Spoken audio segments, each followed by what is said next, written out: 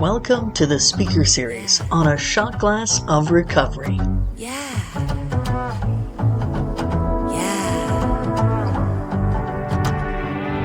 You get a house, you get a car, then you start thinking that's all you are, but you don't know the truth. So let me spell it out for you. Now I got your attention, now there's a start. Now sit and listen to my favorite part. Life's been giving us some clues.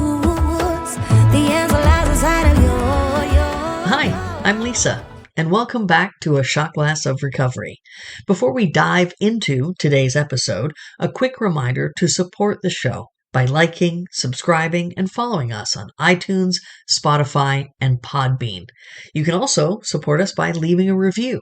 It helps us to reach more listeners on their recovery journey. If you'd like to keep the show going, another way to support us is by considering to make a contribution through our PayPal link at paypal.me/a shot glass of recovery. Every dollar makes a difference, and we appreciate your support. On today's show, we're thrilled to feature another incredible speaker from the online home group AA Solution Seekers. This community offers live speakers every Sunday morning at 7 a.m. Eastern Time, sharing experience, strength, and hope. Until you can join them live, here's a taste of the wisdom and inspiration they bring to the table. Hi everyone, my name is Lorien. I'm an alcoholic. Can you all hear me okay? Great. A little nervous. Breathe. So I am currently 1 year, 6 months, and 17 days sober. So 567 days of sobriety. And I have achieved this thanks to the London lunchtime meeting and the meetings online. Those were my savior. I'll explain to you guys how and why this has happened. First of all, I'm going to read a little bit about today's reflection because it really correlated with me. So it's made a decision to turn our will and our lives over to the care of God as we understood him. And that is exactly what I try to do every day or every minute as per instructed by my fellows in AA. And as soon as I came into the rooms, I was just told to follow instructions. However, my journey has not been like that smooth. I am actually on my 5th sponsor. I'm currently doing my 4th step for the 3rd time. And sadly, my first ever sponsor, I live in Brazil, by the way. And one would hope that the A meetings are the same all over the world, that it's not the case. And my first sponsor, Eduarda, she actually, I discovered a month later that she actually passed away last year in September. And she was my first sponsor. Why? Because in 2019, I was really struggling and I searched online AA meetings and I found a meeting and I went in and she was the only woman in the room. So I asked her to sponsor me and she was only 3 months sober herself. But that was kind of how the process was within those rooms. And I carried on going there for a few months, but I kept relapsing and I was never making it over 3 weeks of sobriety. That was back in 2019, before pandemic, even before I knew of online rooms. Eventually Duda stopped going. So then when I picked up my chip again, I got another sponsor. His name was Alex. And he would send me messages every day with God messages and sort of, how are you doing? But that was pretty much the guidance I got at that stage. Oh, and one fellow who, and I am not saying this, I'm just sharing my experience because I think this is very important to portray honesty and I talk about our path. one fellow who also passed away last year. There were three very touching deaths for me last year. He actually died sober. My first sponsor, she died of an overdose. She was only 30 years old. So this other gentleman, who's actually from Argentina, he gave me the book. The big book is actually a lot thinner here. It's only the first pages. There's no stories. The stories are sold as separate volumes, separate books. And he gave me the book and said, read this and make sure you follow the steps. I tried reading it. I wasn't absorbing anything. I was just dazed and confused. And but one thing that I got from getting all these meetings were how many people had gone to rehab. So eventually, after struggling a lot, in 2020, just after my 40th birthday, I asked my mother to put me into rehab. And it was quite a crazy thing because at 5 o'clock in the morning, three guys, it was now pandemic, so three guys in masks arrived at my door at 5 o'clock in the morning and took me away. Because here they do sort of this rescue mission, and they're always prepared for the worst of occasions. And I found myself going to a very interesting place, regularly questioning, what am I doing here? But I had given myself the commitment of staying for 3 months because that's what they told me I needed to do. Many bizarre things happened there, but I won't tell the stories because that's not relevant for my sobriety. It's just, yet again, some bizarre situations us alcoholics put ourselves in. But there were fights. There were people that were guiding that were only 6 months sober. There were people leaving and then coming back, like, changed. There were people with serious mental problems. But anyhow, what I did, the guy there that was guiding the AA meetings, or NA meetings, he called them, and he was also working with the medication department, and I ended up in a relationship with him. And then we left the rehab together and decided to create a life.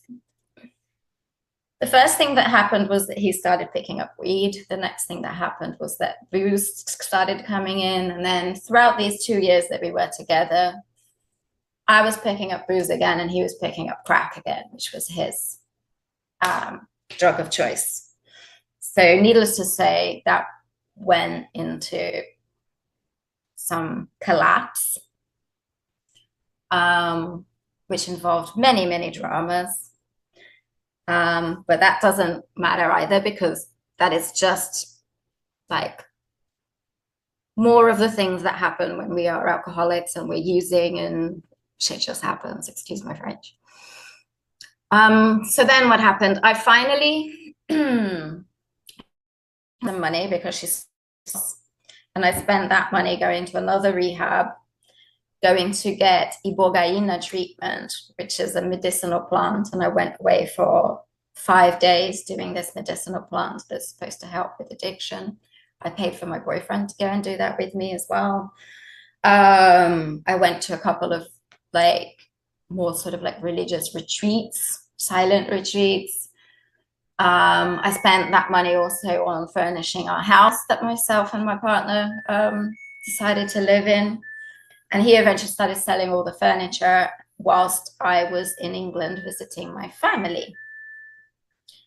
That was a blessing in disguise because that was like yet another, the word is coming to me in Portuguese, but not in English, the fundo do poço, rock bottom. So that was yet another rock bottom done in partnership this time instead of on my own. And luckily, I was going through these dramas away. I was not present. The only thing I kept thinking about was my poor cat, and is anybody taking care of her? And I got a neighbor to take care of her and pop by and give her food and always check if she was okay until I'd come back, which it was supposed to be a 3-week trip to turn into a 4-week trip.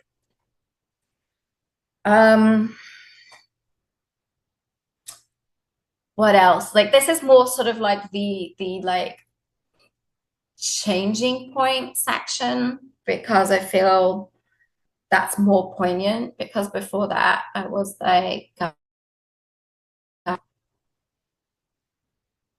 I started drinking and experimenting with drugs and cigarettes when I was 12. By 16 I was already smoking regularly. My parents are divorced, but I didn't really see with that so much at the time. Since I've been doing some kind of like resentment lists and things of that nature, when we dig in deep, there are things that touch us that we don't realize. And they just start manifesting in later years. And for me, it was like much, much later that everything started showing up, like in my 30s. That's when drinking was no longer fun. But I actually thought that I was having a breakdown and that I had depression and anxiety. And I went for medication and I went for seeking help. And anywhere, like, I didn't, like, my drinking did not seem like a problem, because it was just like everybody else is drinking around me. And nobody was actually telling me that it was necessarily a problem either.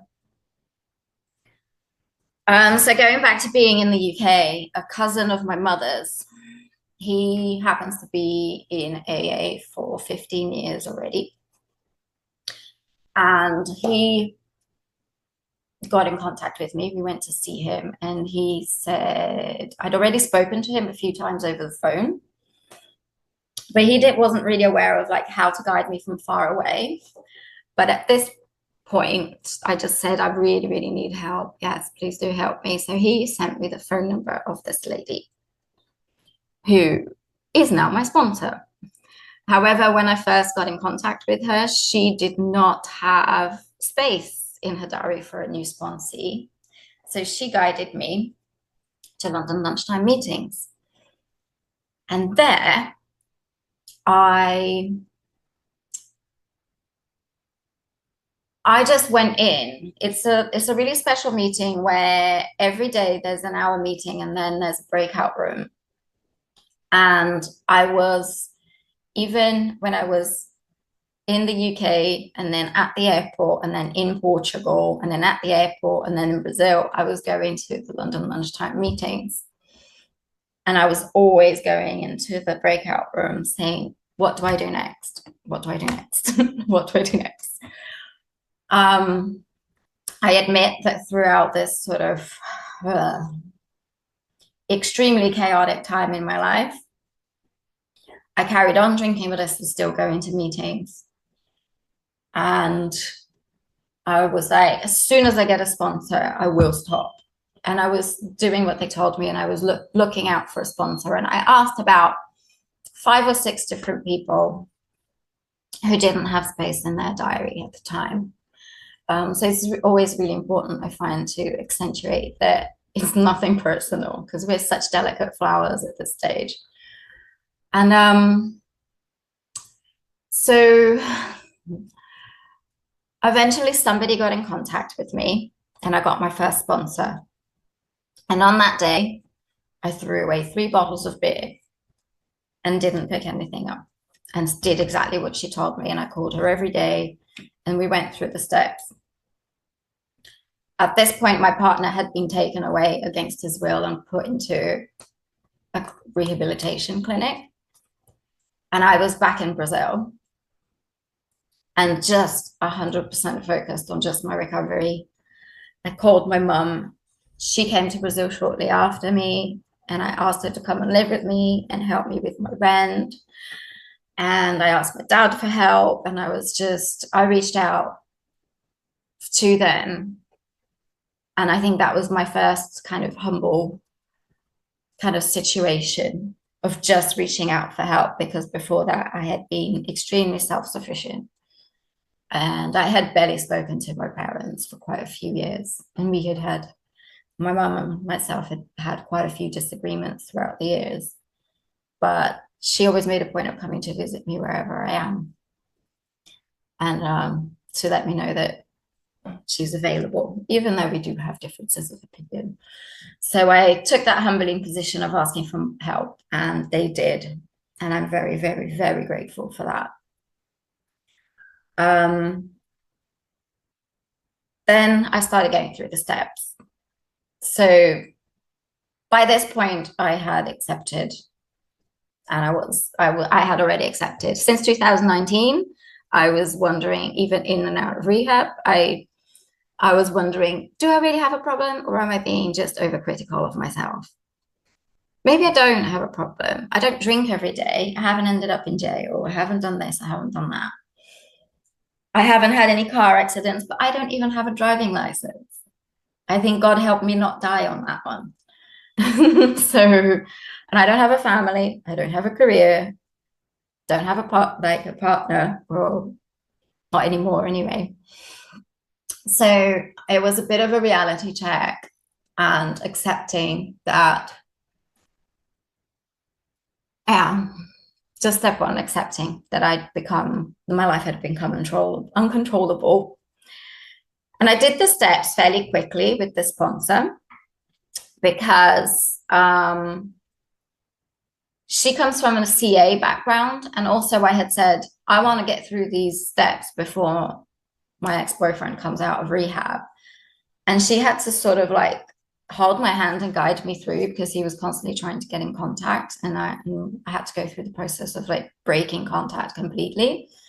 So it's like block, block, block. No, I felt like such a horrible person, but for my own survival, for my own sanity, I was told that that is what I needed to do, and I did it. He carried on trying to get in contact for like almost a year afterwards, but I've been strong and putting my own sobriety in first place, and not trying to help everybody else, because I'm a holistic therapist by trade at this moment in time, so I'm constantly trying to help everybody else, and I'm putting myself to last. But I'm been changing that now, and then drinking on it because I'm stressed out, and it's like, oh no, I deserve this because I've gone through so much. But I don't. It's just poison. So I went through all 12 steps in a matter of 4 months, and we did a lot of talking about everything, every single one of them. And when I did my 5th step, the day after I did my 5th step which is, for those who don't know, like actually talking about all of my resentments and all of my feelings and my past with my sponsor. I had an amazing, relaxing sort of feeling. And the next day, my boyfriend came out of rehab and came knocking on my door. So it was like short-lived peace. Again, I had to ask help from my mother to be a barrier in that situation. And she went through some tough time there.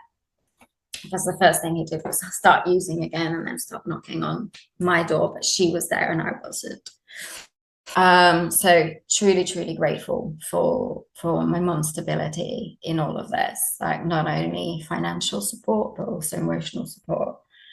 And yeah, I don't have the words really, just super grateful. 6, 7, and 8, we did together. And then I started going through my step 9. And I started getting really anxious about the whole situation. And I did a couple. I did with my mom, and I did with a friend. And then my family were coming to visit, and it coincided with my family coming to visit. And it was my brother, my sister-in-law, his 3 kids, and my dad was going to be there. And I'm like, everybody's in one room and everybody's going to be there, and I have to do my 9th step. And oh my God, I'm so anxious. And that sponsor that I had said, that's a great opportunity. You need to do it. Don't let this opportunity go.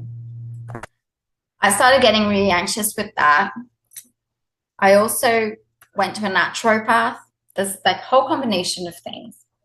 And then I went to a naturopath and I was doing some remedies to help me relax and things like that. And after I'd had a few drops, I realized there was alcohol in there. Because homeopathic medication is diluted in alcohol, everyone. So beware, always ask for an alternative. So a combination of my family coming, my anxieties, some drops of alcohol, I picked up again. But luckily, it was just one bottle of wine one night on a weekend. And then on the Monday, I went for further help in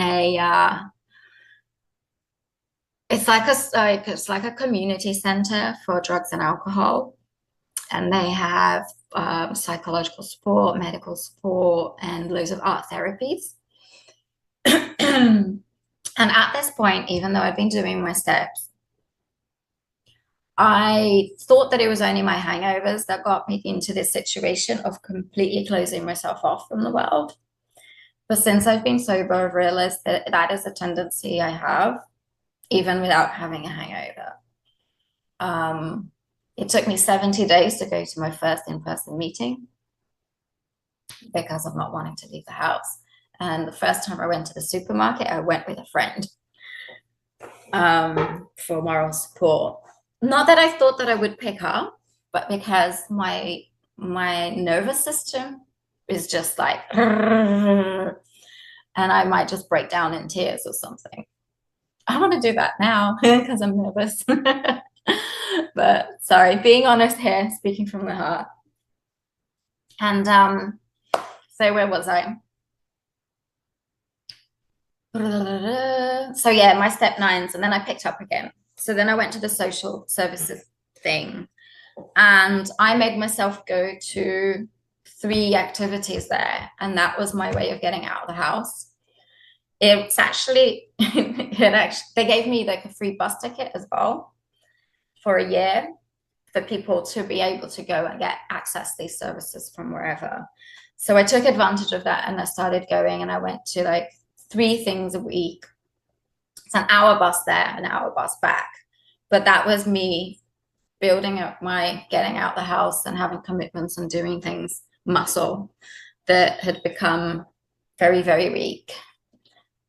And so I'm really appreciative of that. Although the AA groups here, they don't really value that service because they give you medication and they don't tell you to abstain. There's just a support group. So the AA groups here, they're like, it works a little bit more like a crutch rather than actual recovery, which I do agree to a certain extent, but I think the two combined, for me, worked really well because I needed a little bit more hand-holding than just going to the meetings.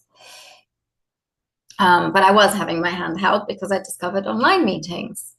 And then I actually had somebody who was taking my hand and taking me through the steps, and we were reading it together, and the book was making sense, and we were talking about it. And we were talking about what actions need to be put in place in each section. So that was the game changer.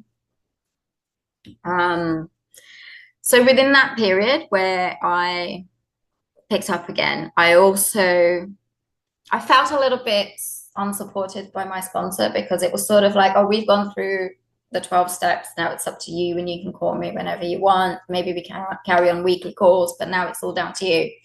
Another reason I went, So I had built a friendship with another lady from London Lunchtime at the time. So I migrated to her as my sponsor. And she told me, when I told her about my anxieties about going to see my family, she was like, no, this is the first time your family's getting together for years. Do not make it about you. You don't go around making amends when you yourself haven't healed your resentments. Otherwise, it's just you making things about you yet again when you're supposed to be having fun. So just go there, just be the best sister, daughter, auntie that you can be. Just offer to help, just be of service, and just try and be happy and nice and everything else. So that's what I did. And it went well. My brother drinks a lot, and it's a little bit sad. So he was like doing barbecues and drinking every day, but that's all up to him. He has stopped smoking, so thumbs up to that. But I didn't find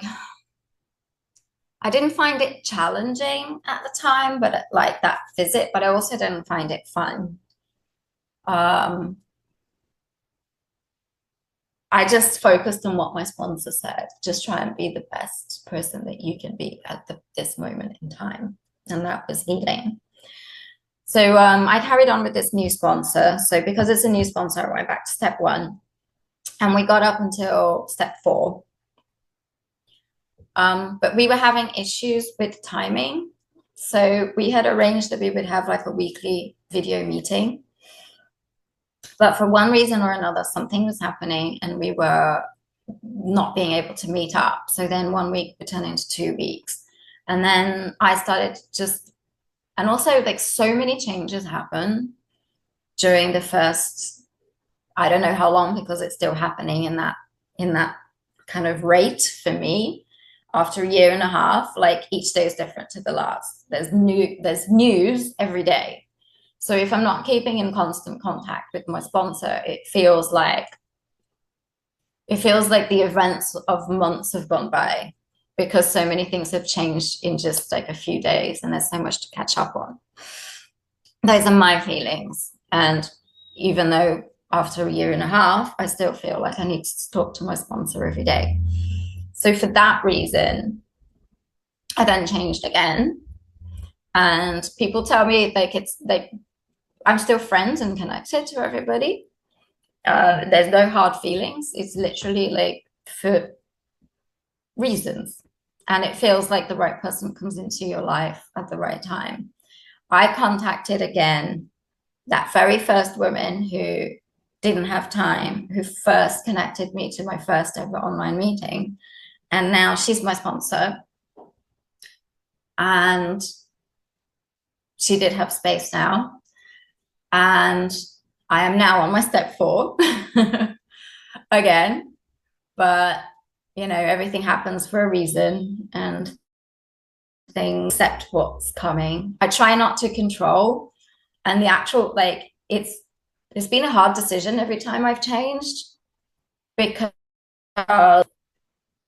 it's just change is difficult. So it hasn't come lightly. But I'm now on step 4, and my family's coming to visit again in April. So funny how that happened. So I've got to make sure that I do this bit. And here is another opportunity to actually make amends with a better head a year after. So like at this time last year, or in 2023, I've lost track of time. But anyway, the last time, it was a year and a half ago, I had one head. This year, I have a completely different head. Still nervous, still anxious a little bit, but I work on that. I have the tools to deal with that. And I never think of picking up a drink. I am at the moment going through the period of trying to stop smoking. Since April last year, I stopped the actual cigarettes, but now I'm on vape.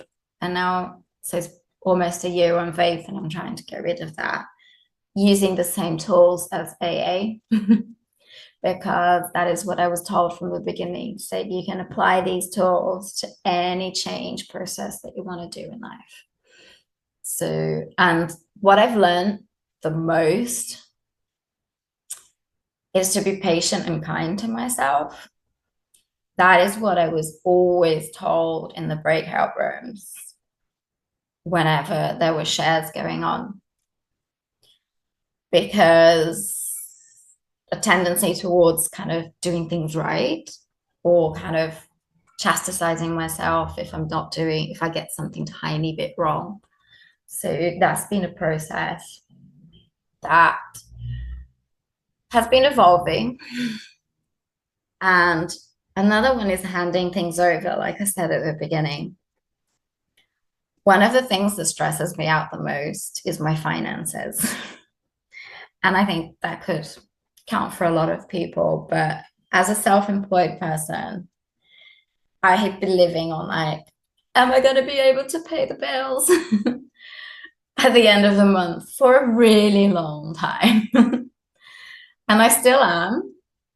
However, I have done a lot of handing over and a lot of just doing the tiny little steps that I need to do every day. And it's working out in a surprising way. Sometimes I'm a bit like, oh my God, I need to make more money. So then I find ways of making more money and cover that. And I look forward to not being in that situation, but I know it will come. And I just need to like learn, like me as a person spiritually isn't ready to receive that yet, I feel. So it's like myself up to like a smoother flow. But it is happening. It is happening. And I don't know what else to say now. I'm already running out and there's still 15 minutes to go.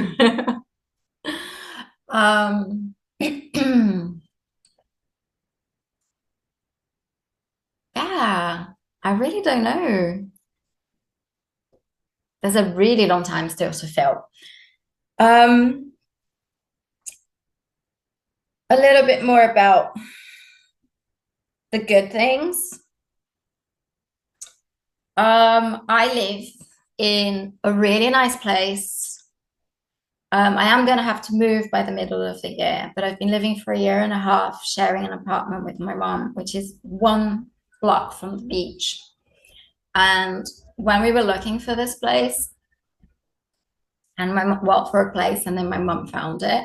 It's quite a nice neighborhood, and I had to walk around the block saying, I deserve this, I deserve this, I deserve this, I deserve this, because of my sort of critical and judgmental thinking that I'd gotten myself into through the depressing effects of alcohol and just locking myself away. Really needed to be sort of like brushed off. And they are. Sometimes I feel like getting into a relationship again, but I feel like I'm not ready. I would attract somebody who's like me, and I'm not there yet. I'm not 100% happy with me right now. But one, like, who is? And two, I'm aware that I'm getting off like the self-fixing addiction. That's another addiction I've had. Any self-help book and all these things and courses, etc.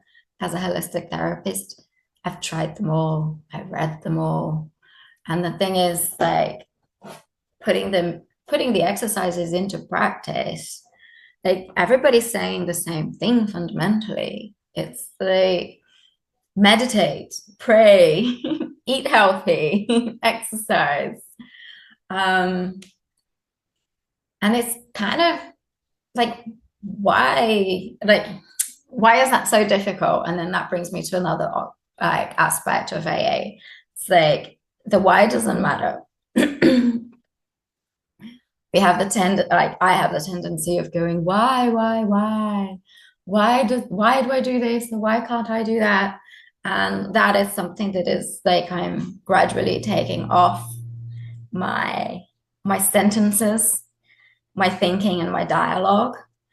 And that was through AA, because it doesn't matter. Self-analysis isn't really going to get us anywhere. It's the action that we take and the results of my self-analysis, like taking different action after having seen what an issue may be.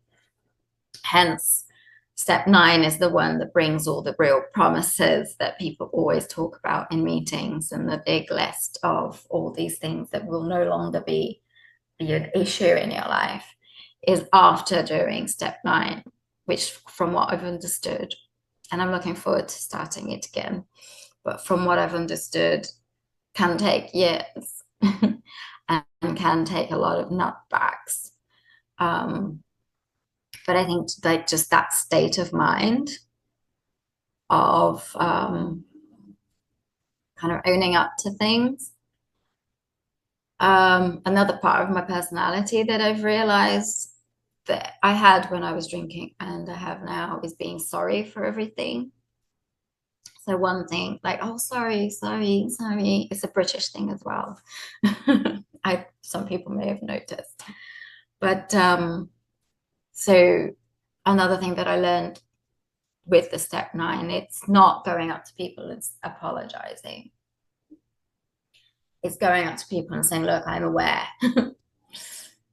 And, I'm ready to do things differently. And to actually say that with conviction, you really have to be. Well, I really have to be, which makes sense with what my sponsor said about don't go around apologizing to everybody because your family is around and make things about yourself when you don't actually feel it in your heart. So the steps are there for this process, in my opinion, in my experience. And I do wake up every morning and I do, at this moment in time, my 3rd step prayer, serenity prayer, and I put on a meditation. And that is every day. I am going to admit that since I started the steps again, I have not been doing my step 10. And I really need to do that. But I kind of threw myself into the process in the linear form, even though I'd done it before. And I know it's coming, and I already know that it had like amazing results at the beginning, because I forget so easily what has happened throughout the day. I do a morning gratitude list that I've been doing. And one thing that I've been doing a lot is trying not to isolate myself. So just socializing. Since I've been sober, I've started a women's group that meets up twice a week. And I've started a group where it's going to be like our 3rd meeting at the end of the month, but it's just for therapists in the area because I want to connect with other therapists, so that I can have friends that are within the same heart and mind kind of field.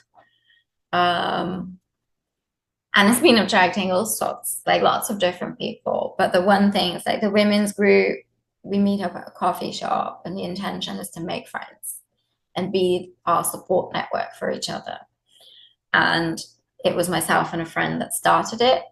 And through that, we're making closer friendships. And the therapist group is very young at the moment, but it feels like it will be growing. And the WhatsApp group, like sometimes like I laugh a bit at like the variety of people and comments and things that go in there. And I'm like, okay, this is going to be interesting. I've had someone tell me that I need to control the group a bit more. And I'm like, no. I actually want a free for all. I want this group to be something that if I'm not here, somebody else is doing it. I don't want it to be my group. I want it to be our group. And that was also inspired by AA and the fact that I wanted more support within my kind of local area. And knowing that other people, alcoholics or not, need that too.